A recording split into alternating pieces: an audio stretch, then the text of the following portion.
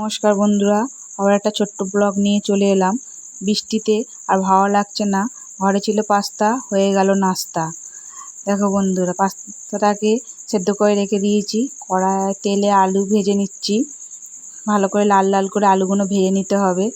খুব সুন্দর আলু ভাজতে হবে। পেঁয়াজ আর কাঁচা লঙ্কা কুচিয়ে রেখে দিয়েছি। সানরাইজ পাস্তা মশলাটা দিয়ে দিলে ভালো হয়। নুন হলুদ দিয়ে দিলাম হালকা করে, ভালো করে ভেজে নিতে হবে। আবার পেঁয়াজ কুচু কুচু করা ছিল, ভালো করে দিয়ে দিচ্ছি পেঁয়াজগুলো। আলুগুলো ভাজা ভাজা হয়ে যাওয়ার পর পেঁয়াজ দিয়ে ভেজে নিলাম। এবার ডিমটা ফাটিয়ে দিয়ে দিচ্ছি বন্ধুরা। দেখো, আলুগুলো সাইড করে রেখে তেলেতে দিয়ে দেবে। দেখো বন্ধুরা, একটু হালকা করে নুন দিয়ে দেবে, নুনটা দিয়ে হালকা করে নেড়ে নেবে।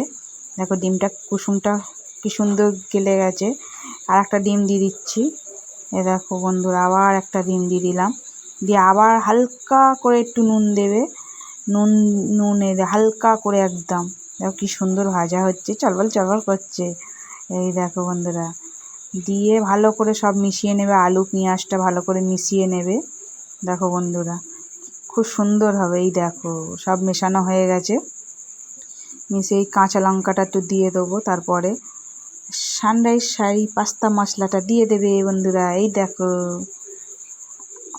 খুব বেশি নয় আবার খুব কম নয়, যে যেমন স্বাদ বুঝে দেবে। দেখো বন্ধুরা, লাল লাল লাল বন্ধুরা, পাস্তাটা সব ঢেলে দেবো আস্তে আস্তে। এই দেখো, খুব সুন্দরভাবে ঢেলে দেবে আস্তে আস্তে, কড়া থেকে না পড়ে যায়।